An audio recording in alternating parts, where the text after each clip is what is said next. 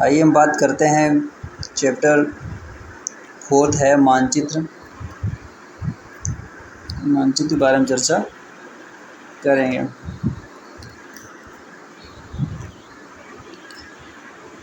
पिछले अध्याय में हमने ग्लोब पृथ्वी की गतियाँ की बात करी है। जब हम पूरी पृथ्वी का अध्ययन करना चाहते हैं तो ग्लोब हमारे लिए काफ़ी उपयोगी साबित होता है। लेकिन जब हम किसी देश, राज्य या शहरों के बारे में जानना चाहते हैं तो ग्लोब के बारे में उतनी जानकारी नहीं मिल पाती है। जैसे कि शहर जानना है या कोई गांव देखना है तो मानचित्र या कोई ज़िला, उसमें हम ग्लोब पर नहीं देख पाते। उसके लिए मानचित्र की आवश्यकता पड़ती है। तो हम मानचित्र के बारे में जानेंगे। मानचित्र कितने प्रकार के होते हैं, कौन कौन होते हैं, रेखा चित्र क्या होता है, खाका क्या होता है, इन चीज़ों के बारे में जानना ज़रूरी है। जो कि एग्ज़ाम में खासकर पूछता है कि कमरा जो है उसमें उसको अगर खींचना है तो कौन से पैमाने का प्रयोग किया जाएगा। ये सब बातें जो है जाननी है और हम जानेंगे, ठीक है। मानचित्र पृथ्वी की सतह या इसके एक भाग पर खींचे गए जो मानचित्र होता है, पृथ्वी की सतह या किसी भाग पर खींचे गए गोलाकार चपटी सतह पर खींचा गया चित्र होता है। लेकिन एक गोलाकार सतह को पूरी तरह से चपटा करना असंभव होता है। मानचित्र हमारी विभिन्न जरूरतों के लिए आवश्यक है। कुछ मानचित्र एक छोटे क्षेत्र एवं कुछ को तथ्यों को दर्शाता है। दूसरे मानचित्र में एक बड़ी किताब की तरह तथ्य हो सकते हैं। जब बहुत से मानचित्रों को एक साथ रख दिया जाता है तो एटलस बन जाता है। एटलस कब बनता है? जब ढेर सारे मानचित्रों को एक साथ रख दिया जाता है तो क्या होता है, तो एटलस बन जाता है। ये जो होता है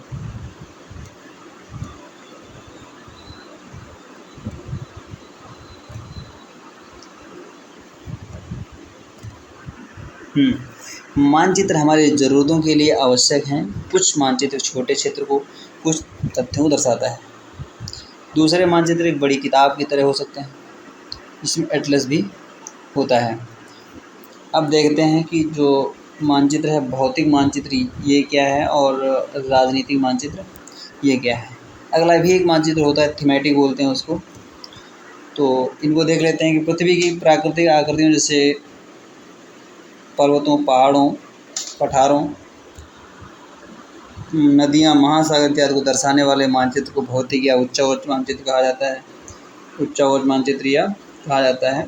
उसी प्रकार राजनीतिक मानचित्र में जब गांव, शहर, गांव से राज्यों, नगरों की विश्व के देश व राज्यों तथा उनकी सीमाओं को दर्शाने वाले मानचित्र को राजनीतिक मानचित्र कहते हैं। अगला कौन सा मानचित्र है? थीमेटिक मानचित्र है। जो थीमेटिक मानचित्र है इसमें क्या होता है, सड़क मानचित्र, वर्षा मानचित्र, वन मानचित्र, उद्योग वितरण थीमेटिक मानचित्र कहा जाता है, जिसमें आधार पर उचित नामकरण किया जाता है। मानचित्रों जो घटक होते हैं, ये क्वेश्चन खास कर पूछा जाता है। जो घटक कौन कौन होते हैं? 3 घटक होते हैं, दूरी, दिशा और प्रतीक। तो हम जानेंगे कि दूरी क्या होती है। जो पूरे विश्व या उसके एक भाग को छोटा कर कागज़ के एक पन्ने को दर्शाता है। ये कह सकते हैं कि मानचित्र छोटे पैमाने पर खींचे जाते हैं, लेकिन इसे इतनी सावधानी से छोटा किया जाता है ताकि स्थानों के बीच की दूरी वास्तविक रहे। तत्संभव हो सकता है जब कागज़ की छोटी दूरी इस तरह की बड़ी दूरी से व्यक्त करती हो। इसलिए इस उद्देश्य के लिए एक पैमाना चुना जाता है। पैमाना स्थल पर वास्तविक दूरी तथा मानचित्र पर दिखाई गई दूरी के बीच का अनुपात होता है। उदाहरण के लिए कि 10 किलोमीटर आपके घर की, आपका विद्यालय जो है, उस विद्यालय से आपके घर की दूरी की जो है अभी 10 किलोमीटर है, जिसे 2 सेंटीमीटर या मान लेते हैं कि जो 20 किलोमीटर है उसको हम 4 सेंटीमीटर से दर्शाते हैं। इसका अभिप्राय है कि 1 सेंटीमीटर बराबर 5 किलोमीटर दर्शाया जाता है। मतलब इसी प्रकार पैमाना किसी भी मानचित्र के लिए महत्वपूर्ण होता है। अगर आपको पैमाने की जानकारी है तो आप मानचित्र पर दिए गए किसी भी 2 जगह के स्थान पता लगा सकते हैं। जब हम क्षेत्रफल वाले भागों को जैसे महाद्वीप या देशों को कागज़ में दिखाना चाहते हैं तो हम लोग छोटे पैमाने का उपयोग करते हैं। मतलब 5 सेंटीमीटर और 500 किलोमीटर, 5 सेंटीमीटर बराबर 500 किलोमीटर दूरी को बनाते हैं। इन्हें छोटे पैमाने वाले मानचित्र कहा जाता है। दर्शाया जाता है कि जैसे छोटे छोटे स्थल होते हैं उनमें स्थल 500 मीटर की दूरी को 5 सेंटीमीटर से दर्शाया जाता है। जैसे बड़ा पैमाना, ये जो होता है बड़ा पैमाना होता है। बड़े पैमाने वाले मानचित्र छोटे पैमाने वाले मानचित्र की अपेक्षा अधिक जानकारी प्रदान करते हैं। ये देख लेना है कि किस करीम का घर से कितनी, यहाँ पे जो ये प्रयोग दिया हुआ ये आओ करके सीखें, तो उसको देखना है। अब हम बात करेंगे दिशा। दिशा क्या है, दिशा के बारे में चर्चा करेंगे कि अधिकतर मानचित्रों पर में ऊपर दाहिनी तरफ जो तीर है वो बना होता है, ऊपर जो दाहिनी तरफ तीर बना होता है वो लिखा होता है, जिसमें तीर का निशान उत्तर दिशा को दर्शाता है, उत्तर रेखा कहा जाता है। जब आप उत्तर रेखा के बारे में जानते हैं तब आपकी दूसरी दिशाओं जैसे पूर्व, पश्चिम तथा दक्षिण के बारे में पता लगा सकते हैं। वे प्रधान दिग्बिंदु कहे जाते हैं। बीच की 4 दिशाएं जो उत्तर पूर्व, दक्षिण पूर्व, पश्चिम, उत्तर पश्चिम दिशाएं होती हैं, मतलब किसी भी स्थान पर सही स्थिति पता लगाया जा सकता है। निम्नलिखित दिए हुए हैं दिशाओं में पता लगाइए, जैसे विकास के घर के सामुदायिक केंद्र तक खेल के मैदान की दिशा क्या होगी, दुकानों से विद्यालय की दिशा क्या होगी, ये सब दिया हुआ, ये जो चित्र दिया है यहाँ पे इसके बारे में पता कर सकते हो। अब हम बारे में जानेंगे प्रतीक क्या होते हैं। कि प्रतीक ये किसी भी मानचित्र का तीसरा प्रमुख घटक है। ये क्या है, तीसरा प्रमुख घटक है। किसी भी मानचित्र पर वास्तविक आकार एवं प्रकार में विभिन्न आकृतियों जैसे भवनों, सड़कों, पुलों, पटरियों, कुओं को दिखाना संभव नहीं होता है, इसलिए वे निश्चित अक्षरों, छायाओं, रंगों, चित्रों तथा रेखाओं का उपयोग करके दर्शाया जाता है। अगर आप एक क्षेत्र की भाषा को नहीं जानते हैं तो आप किसी भी दिशा के बारे में कुछ नहीं पूछ सकते।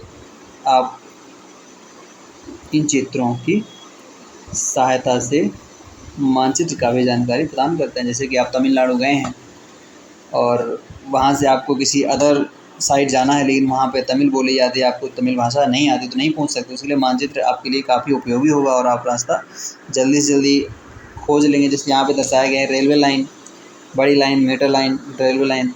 तो क्या होता है कि जो बड़ी लाइन ये है और मीटर लाइन ये है, रेलवे लाइन स्टेशन है, पक्की सड़कें हैं, कच्ची सड़कें हैं, अंतर्राज्यीय, राष्ट्रीय, राज्य, जिला। अब आगे दर्शाएंगे यहाँ पे जो तुम्हारे नदी है, नदी को ऐसे दर्शाते हैं, कुआं, तालाब, नहर, पुल, मंदिर, गिरजाघर, मस्जिद, छतरी, post office, post, telegraph, police station, बस्ती, कब्रिस्तान। यहाँ पे पेड़ों को दर्शाया है, घास, ये सब चीज़ें जो दर्शाई गई इनको ध्यान देना है और याद रखना है कि इसको किससे दर्शाया जाता है। ये रूढ़ दिए हैं, दो यहाँ पे आपको दिखाई भी दे रहा है, रूढ़ प्रतीक कहे जाते हैं। कुछ रूढ़ प्रतीक 4.3 चित्र में दर्शाए गए हैं। जैसे ये चित्र जो होता है यहाँ पे, ये चित्र दर्शाया गया है इसमें, लेकिन यहाँ पे इनको प्रयोग करके भी दिखाया गया है। अब हम बात करेंगे रेखा चित्र क्या है। रेखा चित्र के बारे में हम चर्चा करेंगे। रेखा चित्र एक आरेखण है जो पैमाने पर आधारित न होकर याददाश्त और स्थानीय प्रेक्षण पर आधारित होता है। कभी कभी किसी क्षेत्र एक कच्चे आरेखण की आवश्यकता वहाँ के एक स्थान को दूसरे स्थान के सापेक्ष दिखाने के लिए होता है। मान लीजिए कि आप अपने मित्र के घर जाना चाहते हैं लेकिन आपको रास्ते की जानकारी नहीं, आपका मित्र आपके घर के रास्ते को बताने के लिए कच्चा आरेखण बना सकता है। इस प्रकार कच्चे आरेखण को बिना पैमाने की सहायता से खींचा जाता है, इसे रेखा चित्र मानचित्र कहते हैं। रेखा चित्र मानचित्र कहते हैं। अगला है खाका। खाका क्या है, खाके के बारे में जानेंगे। छोटे क्षेत्र का बड़े पैमाने पर खींचा गया रेखा चित्र खाका कहा जाता है।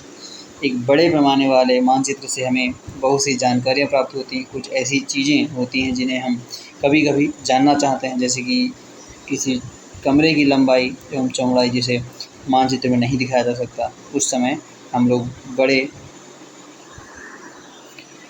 पैमाना वाला एक रेखा चित्र खींचते हैं जिसे हम खाका बोलते हैं। अभ्यास प्रश्न है, मैं देख लेना है कुछ खास क्वेश्चन जो वृक्षों के वितरण को दिखाने वाले मानचित्र कौन कौन से होते हैं। तो राजनीतिक होता है या मैथमेटिक होता है, भौतिक होता है, इनके आंसर जो हैं कमेंट बॉक्स में ज़रूर बताएं। जो क्वेश्चन 4 से 5 क्वेश्चन हैं इनके आंसर जो कमेंट बॉक्स में बताने की कोशिश करें, बाद बाकी फिर हम करवाएंगे ही। ठीक है, धन्यवाद।